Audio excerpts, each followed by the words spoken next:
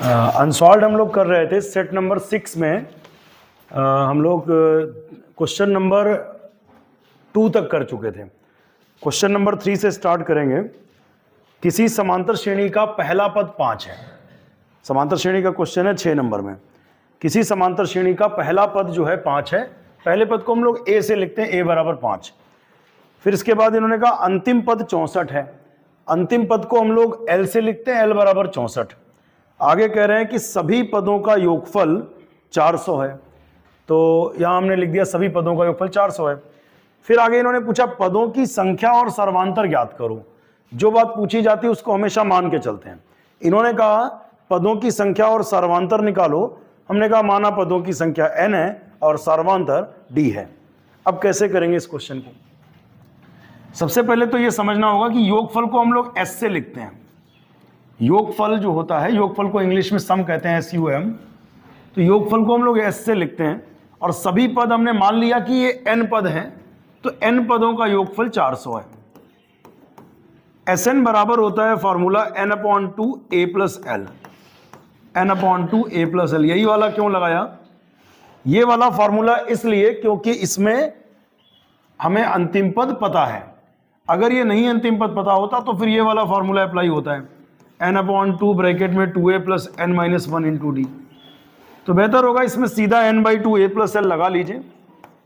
और a जो है ना वो ये हो गया 5 और l अंतिम पद हो गया 64 इक्वल्स टू 400।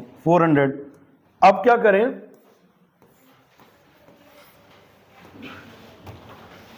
n/2 64 एंड 5 ये जब ऐड होंगे तो हो जाएगा 69 इज इक्वल टू 400।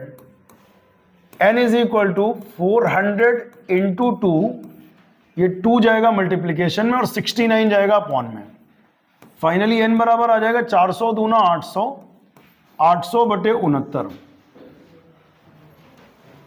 और पदों की संख्या ये पूछ भी रहे थे, क्या पदों की संख्या ऐसी हो सकती कि 800 बटे 69 कर दें हम? नहीं, क्योंकि पदों की संख्या या तो 1 होगी 2 होगी, मतलब पदों की संख्या हमेशा एक पूर्णांक होता है। बल्कि पूर्णांक क्या कहें कि एक प्राकृतिक संख्या होती, धन पूर्णांक होता है। तो n बराबर 800 बटे 59 संभव नहीं है। इसका मतलब यह हुआ कि यह प्रश्न सही नहीं है, यह गलत प्रश्न आया है जिसका जवाब नहीं निकाला जा सकता है। ठीक है, अनसॉल्व्ड में भी देख लेते हैं इसका आंसर क्या दिया है। इसका जो है आंसर दिया है कि प्रश्न त्रुटिपूर्ण है, मतलब इसमें त्रुटि है प्रश्न में। तो ऐसे क्वेश्चन जब आते हैं एग्जाम में तो इस क्वेश्चन का जिन लोगों ने अटेम्प्ट किया होता है उनको सभी को इसके नंबर दे दिए जाते हैं। ठीक है ना? तो अगर ये अटेम्प्ट किया होगा किसी ने तो इसके नंबर सभी को मिल जाएंगे, क्योंकि n का मान मान लिया यहां पर अगर कोई पूर्णांक संख्या आती, जैसे मान लो n का मान आ जाता 20, तब तो ठीक है, हम कह देते पदों की संख्या कितनी है, 20 है। कभी किसी श्रेणी में क्या 3/2 पद हो सकते हैं या 5/2 पद हो सकते हैं? नहीं, 5/2 का मतलब होता है 2.5। क्या 2.5 पद होंगे कहीं पे? पद या तो 1 होगा, 2 होगा, 3 होगा, 4 होगा। पदों की संख्या हमेशा एक धन पूर्णांक होती है, तो ऐसी स्थिति संभव नहीं है। अब इसके बाद में हम लोग करेंगे तीसरे क्वेश्चन में 2 पार्ट रहते हैं 6 नंबर में। तो पहला वाला तो प्रश्न ही गलत आया और दूसरे में 2 पार्ट हैं। तो जब 2 पार्ट हैं तो ये दोनों करने पड़ते हैं, 3-3 नंबर के हो गए अब ये। तो इस समीकरण को हल करना है x प्लस वाई बराबर 5 और 2x माइनस 3y बराबर 4। कैसे हल करेंगे? जैसे यहां पर 3y है तो यहां पर 3y बना सकते हैं। तो इक्वेशन नंबर 1 में हम 3 से मल्टीप्लाई कर देंगे। 3 से मल्टीप्लाई करेंगे तो क्या होगा, 3x प्लस 3y और 3 इंटू 5 15। इसमें 3 से गुणा किया, 3x 3y 3 5 15 और ये इक्वेशन नीचे लिख ली। 2x minus 3y equals to 4। Add करते हैं इसको, ये बराबर कर लिया जाता ना, यहाँ पे 3y है तो यहाँ पे भी 3y बना लिया। अब ऐड करेंगे तो प्लस माइनस कैंसिल, 3 और 2 5x और 15 और 4 कितना होगा, 15 और 4 हो जाएगा 19। x बराबर 19/5, x का मान आ गया। अब हम आएंगे y पर। y कैसे निकलेगा? x प्लस वाई की वैल्यू कितनी थी बेटा? 5। x की वैल्यू 19/5 प्लस y बराबर 5, y बराबर 5 प्लस का 19/5 उधर जाएगा तो माइनस 19/5 और फिर हो जाएगा 5 25, 25 माइनस 19/5 और 25 में से 19 घटेगा तो हो जाएगा 6/5। तो x का एक मान आ गया और y का एक मान आ गया। लास्ट में फाइनल आंसर फिर से लिख देंगे, x का मान 19/5 और y का मान 6/5। ऐसे प्रश्नों में आंसर जरूर चेक कर लीजिएगा, x और y के मान वापस इन इक्वेशंस में रखकर देख लेना, अगर इक्वेशन बैलेंस हो रही है इसका मतलब आंसर सही होगा। बाकी अनसॉल्व में चेक कर लेते हैं इसका आंसर सही दिया है कि गलत दिया है। तो इसका आंसर आप अगर अनसॉल्व में देखेंगे तो x बराबर आ रहा है 19/5 और y बराबर 6/5, बिल्कुल ठीक है। अगले प्रश्न पे आते हैं। अच्छा, अगर ये वाला पार्ट आप अटेम्प्ट करते हैं तो इसके दोनों पार्ट करने पड़ेंगे, ये भी करना पड़ेगा आपको और ये भी करना पड़ेगा। इसको कैसे हल किया जाए, जैसे यहां पर पहले क्वेश्चन में ला लें एक बार, ठीक नोट हुआ 3x + 4y 10 2x - 2y2, ठीक। इसमें क्या करना है कि यहां पर जैसे 4y है, यहां पे 4y बना सकते हैं। 4y, यहां पे 4y बनाने के लिए इक्वेशन नंबर 2 में 2 से मल्टीप्लाई, ये पूरा लिख देना कि समीकरण नंबर 2 में 2 से गुणा करने पर, इसमें 2 से गुणा करते हैं। चलिए, 2 दूना 4x, फिर 2 दूना 4 4y, फिर 2 दूना 4, इसमें 2 से मल्टीप्लाई 2 से मल्टीप्लाई 2 से मल्टीप्लाई। ये इक्वेशन हम नीचे रखेंगे, 3x + 4y = 10। अब दोनों को ऐड करेंगे, +4y - 4y कैंसिल, 4 3 7x और 10 4 14, 7 से भाग करेंगे तो 7 दूनी 14, x बराबर कितना 2। अब x बराबर अगर 2 आ गया तो x की वैल्यू आप चाहे इसमें पुट कर दें चाहे इसमें पुट कर दें। चलिए पहले वाले में रखते हैं, लिख देना समीकरण 1 में x बराबर 2 रखने पर 3 × 2 + 4y = 10। तो 4y बराबर कितना होगा 10, 3 × 2 6, प्लस का 6 उधर गया -6, 10 में से 6 जाएगा 4 और फिर भाग करेंगे तो 4 1 कम 4, तो कुल मिला के y बराबर 1। आप इसका आंसर जरूर चेक कर लेंगे लास्ट में। कैसे चेक करेंगे, x और y के मान इन इक्वेशंस में पुट करेंगे, अगर इक्वेशन बैलेंस हो जाएगी तो आंसर हमारा सही है। चेक करते हैं, चलिए x का मान 2 रखो, 2 दूना 4, y का मान 1 रखो, 2 1 कम 2 और 4 में से 2 गया 2, इसका मतलब आंसर बिल्कुल सही है। अनसॉल्व में भी जरूर चेक कर लें इसको एक बार, x बराबर 2 है और y बराबर 1, ठीक है। अब आते हैं इसके चौथे प्रश्न पे। चौथे प्रश्न में भी 2 पार्ट रहेंगे, 6-6 नंबर में, एक कोई करना रहता है। तो चौथे का हम लोग अभी फर्स्ट पार्ट करेंगे, फर्स्ट सेकंड में एक करना है। क्वेश्चन ये है कि एक ठोस है जो शंकु के आकार का है, एक ठोस है जो शंकु के आकार का है, जो एक समान आधार वाली त्रिज्या के अर्धगोले पर अध्यारोपित है। तो सबसे पहले हम एक काम करें, इसमें एक शंकु बना लें। सबसे पहले इसमें क्या करना होगा, एक शंकु बना लेना है। तो सबसे पहले हमने यहां पर क्या किया, एक शंकु बना लिया। ये एक शंकु बन गया। अब जरा सवाल फिर से पढ़िए, एक ठोस है, एक शंकु के आकार का है, एक समान आधार वाली त्रिज्या के अर्धगोले पर अध्यारोपित है, इसी रेडियस के अर्धगोले पर अध्यारोपित है, इसी रेडियस के अर्धगोले पर अध्यारोपित है, मतलब रखा गया है। अध्यारोपित है मतलब रखा गया है। अच्छा जी, इसको सीधा आगे बढ़ा लीजिए। फिर क्या करना होगा, अगर ये कह रहे अर्धगोले का वक्रपृष्ठ शंकु के वक्रपृष्ठ के बराबर हो। अब ये पहली कंडीशन दी हुई है, सॉल्यूशन लिखेंगे प्रश्नानुसार, ये लिखिएगा प्रश्नानुसार अर्धगोले का वक्रपृष्ठीय क्षेत्रफल, अर्धगोले का वक्रपृष्ठ शंकु के वक्रपृष्ठ के बराबर है, शंकु के वक्रपृष्ठीय क्षेत्रफल के बराबर है। ये क्वेश्चन में दिया है, लिखोगे प्रश्नानुसार अर्धगोले का वक्रपृष्ठ बराबर शंकु का वक्रपृष्ठ। तो ये कह रहे हैं इसकी त्रिज्या और ऊंचाई में अनुपात निकालना है। एक काम शुरुआत में और कर लीजिएगा, सारी बातें ऊपर मान लेना, ये हम सिर्फ बोल देंगे क्या क्या लिखना है। माना शंकु की त्रिज्या r है, शंकु की ऊंचाई h और तिर्यक ऊंचाई l है। क्या लिखेंगे, फिर से सुन लो, माना शंकु की त्रिज्या r, ऊंचाई h, तिर्यक ऊंचाई l है। चूंकि समान आधार का अर्धगोला है अतः अर्धगोले की त्रिज्या भी r होगी। तो ये सब बातें आपने ऊपर लिख ली। इसके बाद फॉर्मूला याद होना चाहिए कि अर्धगोले का वक्रपृष्ठीय क्षेत्रफल क्या होता है। अर्धगोले का वक्रपृष्ठीय क्षेत्रफल होता है 2πr²। शंकु का वक्रपृष्ठीय क्षेत्रफल होता है πrl। अब इसमें पाई से पाई कैंसिल हो जाएगा, r से r कैंसिल हो जाएगा, 2r = l हो जाएगा। इक्वेशन नंबर क्या है बेटा? 1 है। ये LR में रिलेशन आ गया, लेकिन हमें LR में रिलेशन नहीं चाहिए। क्वेश्चन ऊपर पढ़ लीजिए। क्वेश्चन पढ़ेंगे तो क्लियरली लिखा हुआ है कि त्रिज्या और ऊंचाई में अनुपात चाहिए, r/h फाइंड करना है। त्रिज्या और ऊंचाई में, त्रिज्या r है, ऊंचाई h है, r/h चाहिए बेटा में। तो इसका मतलब रिलेशन में हमें h को लाना है। तो LRH का एक रिलेशन होता है, वो हम लगा लेंगे। पाइथागोरस प्रमेय लग जाती इसमें, याद भी होगा सीधे ही। L² = r² + h²। ये इसलिए लगाया क्योंकि रिलेशन में हमको क्या लाना है? h। अब देखते हैं क्या करना होगा। L की वैल्यू वापस यहां पे हम 2r लिखेंगे, लिख देना समीकरण नंबर 1 से L का मान रखने पर। 2r का स्क्वायर करेंगे तो 4r² = r² + h²। अब ये इधर ले आइए, प्लस का r² इधर आया तो -r² बराबर h²। अब क्या करना है, आगे की कहानी सुनिए।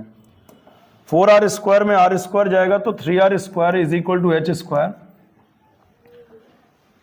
अच्छा, अब वर्गमूल ले लीजिए तो √3r = h। स्क्वायर स्क्वायर हट जाएगा वर्गमूल लेने पर, और 3 का वर्गमूल √3। प्लस माइनस इसलिए नहीं क्योंकि ये ऊंचाई है, ये त्रिज्या है, तो पॉजिटिव ही रहना सारा कुछ। r/h = h इधर आएगा तो यहाँ पे 1 बचेगा। h यहाँ पर अपॉन में लाएंगे, h इधर नीचे लाएंगे तो यहाँ पर 1 बचेगा, और ये √3 उधर लिए चले जाएंगे। तो अभी जो है ना, त्रिज्या और ऊंचाई में अनुपात आ गया है। त्रिज्या अनुपात ऊंचाई बराबर 1:√3। त्रिज्या और ऊंचाई में 1:√3 का अनुपात होगा। ठीक है। अगला क्वेश्चन है क्वेश्चन नंबर 4 का सेकंड पार्ट। तुम लोगों को चौथे क्वेश्चन में भी 2 में से एक ही करना होता है, लेकिन अभी तो दोनों ही करने हैं। क्वेश्चन ये कह रहा है कि 2.4 सेंटीमीटर हाइट और 1.4 सेंटीमीटर व्यास वाला एक ठोस बेलन है। तो अभी तक जितना पढ़ा उससे ये समझ में आया कि इस हाइट और इस व्यास वाला एक बेलन है। तो पहला काम हम ये कर लें कि एक बेलन बना लें। चलिए एक बेलन बनाते हैं।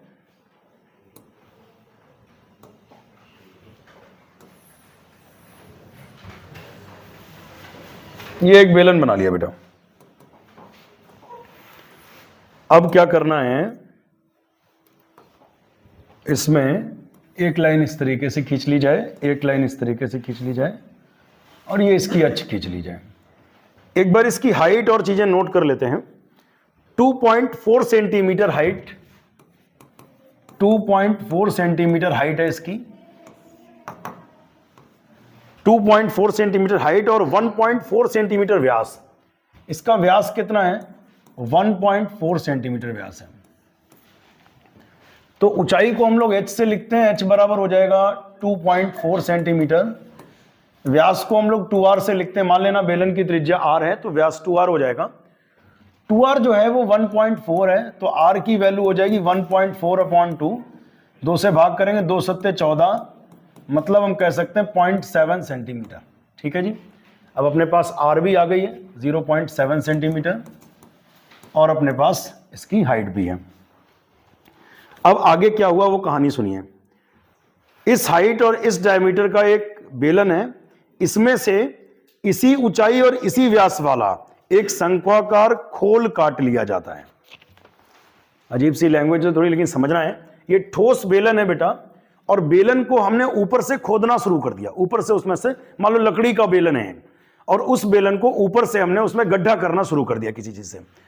तो उसमें से हमने एक शंकु के आकार का उसमें गड्ढा कर दिया। ये मतलब है शंक्वाकार खोल काट लिया जाता है। इसका मतलब सिर्फ एक है, इसका मतलब सिर्फ एक है कि इसमें ऊपर से एक शंक्वाकार गड्ढा कर दिया गया है। ऊपर से एक शंक्वाकार गड्ढा कर दिया गया है। तो अगर हम उस गड्ढे को समझें तो कहानी कुछ इस तरीके की है। ये गड्ढा हो गया इसमें, ये शंक्वाकार खोल अंदर से कट गया, इतना हिस्सा गायब हो गया है। ये समझो लकड़ी का ठोस बेलन रखा था, आपने उसमें क्या करा, एक ऊपर से गड्ढा करना शुरू किया और शंकु के आकार का गड्ढा कर दिया जो उसी व्यास और उसी हाइट का है। मतलब उसका ऊपर का हिस्सा इतना ही है और उसकी हाइट भी इतनी है, नीचे तक बिल्कुल वो गड्ढा कर दिया। ठीक, अब कह रहे हैं शेष बचे ठोस। शेष मतलब तुमने कम कर डाला ना, जब गड्ढा खोद दिया तो बहुत सारी लकड़ी गायब हो गई, इसमें तुमने गड्ढा कर दिया, लकड़ी का ठोस शंकु था उसमें आपने शंक्वाकार गड्ढा कर दिया, तो मतलब उसी को इन्होंने खोल काट कर निकाल दिया।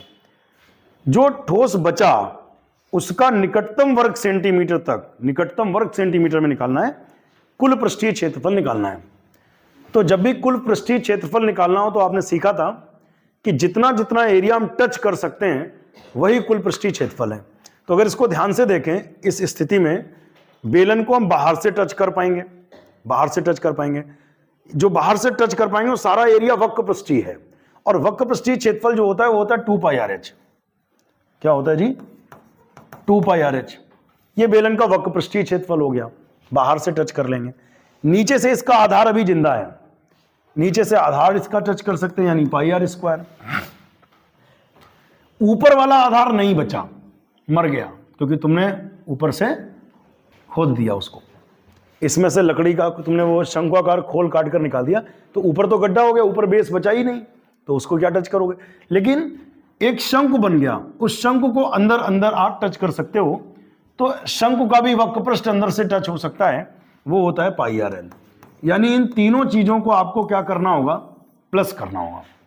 फिर से एक बार समझ लीजिए, एक तो बेलन का वक्रपृष्ठ, दूसरे तरीके से हम समझाएं कि जब भी इस प्रकार के किसी क्वेश्चन में ये पूछें कि ठोस का संपूर्ण पृष्ठीय क्षेत्रफल निकालो, तो समझ लो आप इसमें पेंट करने के लिए आपको दिया गया है ठोस, और जहां जहां आप इसको पेंट कर सकते हो, जहां जहां आप इसमें पॉलिश कर सकते हो, वही इसका एरिया हो गया। तो बेलन को बाहर बाहर से पॉलिश कर सकते हैं आप, 2 पाई RH होता है। इसका नीचे का आधार पॉलिश हो सकता है, वो पाई R स्क्वायर हो गया, क्योंकि वृत्ताकार है। और ये शंक्वाकार जो तुमने गड्ढा किया है, ये गड्ढा अंदर से पॉलिश हो सकता है, और ये शंकु का क्या है, वक्रपृष्ठ है, ये पाई RL हो गया। ये तीनों निकाल करके हमें जोड़ देना, आंसर मैच कर लेगा। लेकिन अभी एक प्रॉब्लम है इसको लगाने में, R और H तो हमें पता है, प्रॉब्लम ये कि L नहीं पता है। तो पहले हम L की तरफ ट्रेवल करेंगे, फिर इन सबको जोड़ेंगे, आंसर आएगा। तो L और H में एक रिलेशन आपने पढ़ा था, L स्क्वायर बराबर R square plus H square. What is R? R is 0.7, 0.7 का स्क्वायर, H इज 2.4 का स्क्वायर, 7 का वर्ग 49 होता है, चूंकि 0.7 इंटू 0.7 दशमलव एक अंक 2 अंक बाद लगेगा, तो 0.49। 24 का वर्ग याद होगा 576, चूंकि 2.4 इंटू 2.4 एक अंक 2 अंक बाद दशमलव लगेगा, तो हो जाएगा 5.76। जोड़ के देखते हैं, 9 6 15 के 5 हासिल 1, 4 1 5, 7 12 का 2 हासिल 1, 5 1 6, 6.25। और 6.25 इज द स्क्वायर ऑफ 2.5। 25 का वर्ग होता है 625, 25 का वर्ग होता है 625। तो अगर हम 2.5 इंटू 2.5 करें तो वही आ जाएगा, क्योंकि एक अंक 2 अंक बाद दशमलव लगेगा। अब हम वर्गमूल लेंगे तो स्क्वायर हट जाएगा, L बराबर 2.5 सेंटीमीटर। अभी क्या करना है, अब लिखेंगे यहां पर, अब यहां लिखेंगे बेटा कि शेष बचे ठोस का संपूर्ण पृष्ठीय क्षेत्रफल। शेष बचे ठोस का संपूर्ण पृष्ठीय क्षेत्रफल कैसे निकलेगा? एक तो बेलन को बाहर बाहर से टच कर पा रहे हो, माने बेलन का वक्र पृष्ठीय क्षेत्रफल, बेलन को आप बाहर बाहर से टच कर सकते हैं, इसके आधार को नीचे से टच कर सकते हैं, तो सीधी बात लिख देंगे प्लस आधार का क्षेत्रफल। ये दो बातें हो गई। और शंक्वाकार गड्ढे को अंदर से टच कर सकते हैं, तो लिखेंगे शंकु का वक्र पृष्ठीय क्षेत्रफल। तो बेलन का वक्र पृष्ठीय क्षेत्रफल बेटा होता है 2 पाई RH, आधार का क्षेत्रफल पाई R स्क्वायर होता है, और शंकु का वक्र पृष्ठीय क्षेत्रफल होता है पाई RL। तो अभी अगर ध्यान दें तो इसमें से कॉमन क्या आ रहा है? जवाब है पाई R। पाई आर कॉमन तो बचेगा 2h, फिर पाई कॉमन, आर स्क्वायर में आर कॉमन बचा r, पाई आर कॉमन तो बचेगा l। पाई की वैल्यू नहीं दी है तो हम लोग 22/7 ही यूज करते हैं। r की वैल्यू है 0.7, 2 height is 2.4, radius is 0.7 and l is 2.5। अभी क्या होगा, 7 से काटेंगे, 7 एक कम 7, 0.1, फिर 22 एक कम 22, एक अंक बाद दशमलव लगाइए 2.2, इनटू में क्या आना है 2 4 जा 8, 2 2 जा 4, 4.8 प्लस 0.7 प्लस 2.5। अब इसको ऐड करेंगे बेटा, तो ऐड करेंगे तो क्या होगा जरा देखिए ध्यान से। इसको अब हम ऐड करेंगे तो क्या मिलने वाला है, इस तरफ कर लेते हैं, तो ये आ जाएगा 2.4 इंटू, इसको ऐड करें तो क्या होगा 8 7 15, 15 5 20 का 0 हासिल लगेंगे 2, तो 4 और 2 6 और 2 8, 8.0 आएगा। कितना आएगा 8.0 आएगा। 8 7 15 5 20 का 0 हासिल 2, 2 4 6 6 2 8। अब गुणा करते हैं तो 0.0 छोड़ दीजिए, 8 चक्कू सही जुड़ा है। एक बार फिर से चेक कर लें क्या सही ऐड हुआ है पूरा। 4.8, 8 7 15, 15 5 20 का 0 हासिल लगेंगे 2, 2 4 6 6 2 8, ठीक है। 8 चक्कू 32 के 2 हासिल लगे 3, 8 दूनी 16 और 3, 8 चक्कू 32 के 2 हासिल लगेंगे 3, 8 दूनी 16 और 3 कितना हो जाएगा 19। इसका आंसर 17 के आसपास आता है। एक बार चेक कर ले पूरा, हम लोगों ने सही वैल्यू पुट करी है। आर की वैल्यू है 0.7, हाइट 2.4, रेडियस 0.7, इसका आंसर एक बार चेक कर लीजिए कितना आ रहा है। इसका आंसर चेक कर लें, 18 सेंटीमीटर स्क्वायर आ रहा है। इसको स्टॉप कर दो, फिर चेक करते हैं एक बार।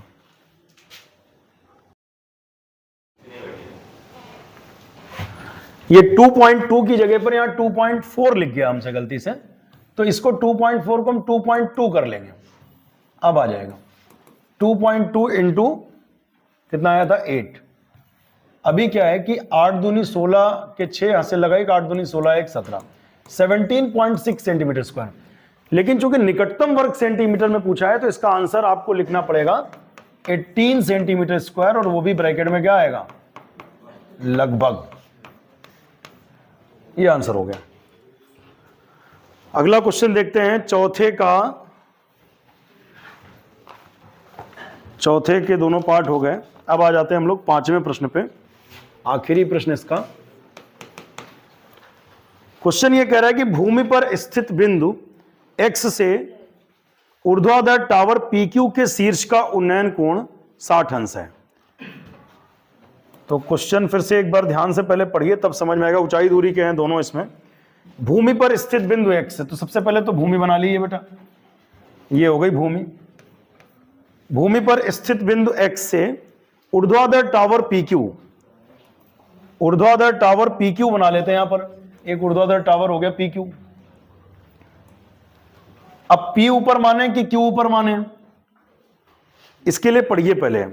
लिखा है भूमि पर स्थित बिंदु x से ऊर्ध्वाधर टावर PQ के शीर्ष Q, मतलब ऊर्ध्वाधर टावर है उसका शीर्ष Q बोला है।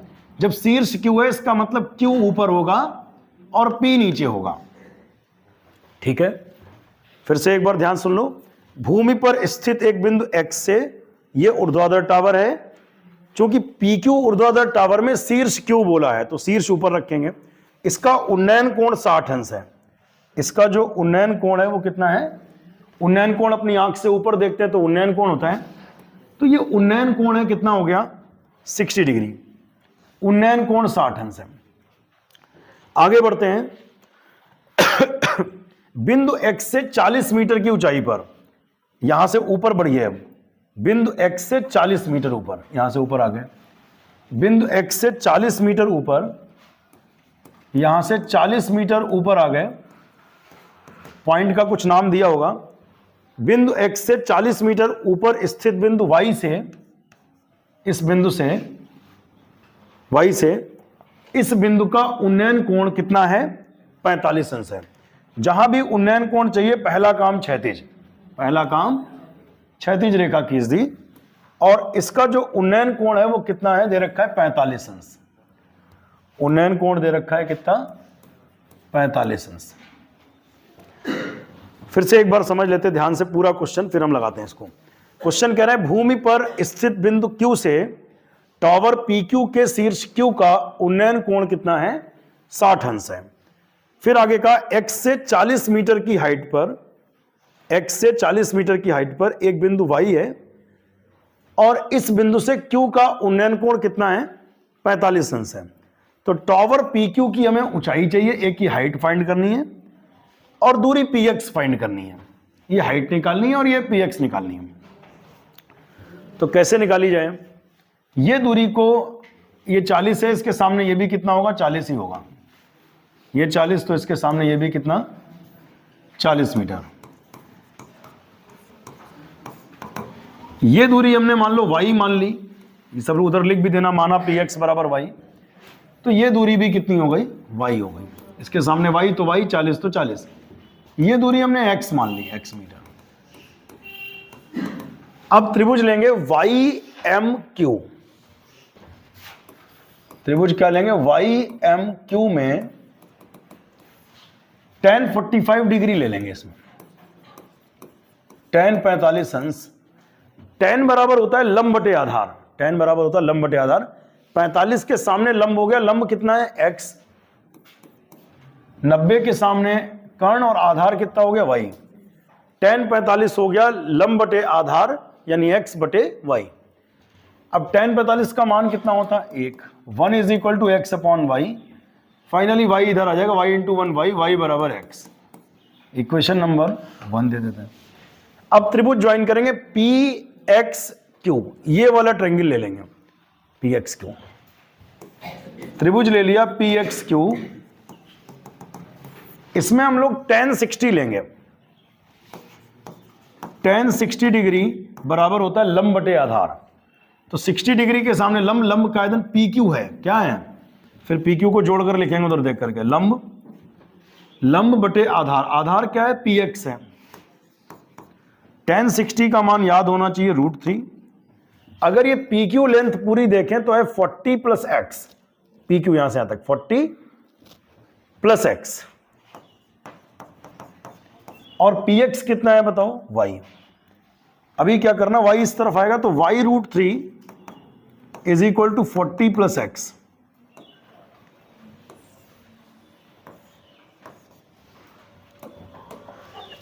इसमें y की जगह पर, चलो y ही पहले निकाल देते हैं, x बराबर y पुट कर दो इसमें, या y बराबर x रख दो, एक ही बात है। तो y √3 is equal to 40 plus x, और x की जगह पर हम क्या पुट कर देंगे? y। इस तरफ ले आओ, y √3 प्लस का y इधर ले आए तो minus y is equal to 40। y common ले लेंगे तो हो जाएगा √3 माइनस 1 इज इक्वल टू 40, और y बराबर 40 अपॉन √3 माइनस 1। इसमें एक काम कर लें, √3 प्लस 1 से गुणा, √3 प्लस 1 से भाग, संयुग्मी से गुणा भाग कर लेंगे। तो क्या मिलेगा? ऊपर हो जाएगा 40 ब्रैकेट में √3 प्लस 1, नीचे वर्गांतर a plus B, a minus B, तो ये होता है a square minus B square, वर्गांतर बनेगा। √3 का वर्ग 3 और 1 का वर्ग 1, तो 40 ब्रैकेट में √3 प्लस 1, और 3 में से 1 गया 2, 2 दूना 4, तो y बराबर हो गया 20 ब्रैकेट में √3 प्लस 1। y एक्चुअली है क्या? ये px है, तो px बराबर हो जाएगा 20 ब्रैकेट में √3 प्लस 1 मीटर। यहां एक चीज इन्होंने px पूछी थी। अब देखने वाली बात इसमें यह भी होगी, क्या √3 का मान सवाल में दिया है? एक बार चेक करते हैं। अगर √3 का मान क्वेश्चन में नहीं दिया है बल्कि, तो √3 का मान रखना जरूरी नहीं है। आप रखना चाहें 1.732 रखें तब भी सही होगा, इतना छोड़ेंगे तब भी सही होगा। एक तो इन्होंने px पूछा था जो y था, दूसरा इन्होंने एक pq की ऊंचाई पूछी है, तो पी क्यू की हाइट कितनी है? पी क्यू की हाइट है बेटा, पी क्यू को ध्यान दें, पी क्यू है 40 प्लस एक्स, और x और y आपस में कैसे हैं? बराबर है। हमने हालांकि y का मान ही लिखा है 40, तो आप एक काम करें, x को y पुट कर लें और y का मान हम लोग निकाल चुके हैं। y का मान क्या है? 20 ब्रैकेट में √3 + 1। ठीक है जी। इसमें से इतना भी छोड़ सकते हैं, 20 कॉमन निकाल लो, तो 20 दूना 40, 20 कॉमन लेंगे, 20 दूना 40, 20 यहां से ले लें तो √3 + 1, तो 20 ब्रैकेट में हो जाएगा 2 और 1 3, 3 + √3। इतना भी छोड़ सकते हैं मीटर में लिख करके। इसमें एक काम, ये 2 काम हो सकते हैं यहां से भी, और 2 काम क्या हो सकते हैं? एक ये हो सकता है कि √3 का मान रखा जा सकता है, बट जरूरी इसलिए नहीं क्योंकि सवाल में नहीं दिया है। दूसरा काम ये हो सकता है इसमें से √3 अभी और कॉमन निकल सकता है, क्योंकि 3 को हम √3 लिख लेंगे, √3 कॉमन, तो ब्रैकेट में आएगा √3 + 1। एक बार अनसॉल्व में चेक कर लें इसका आंसर हम लोग। तो px बराबर यही दे रखा है 20 √3 + 1 मीटर, और दूसरा भी सेम है 20 ब्रैकेट में 3 + √3 मीटर। इसका एक और पार्ट है, अथवा क्वेश्चन नंबर 5 का पार्ट नंबर 2।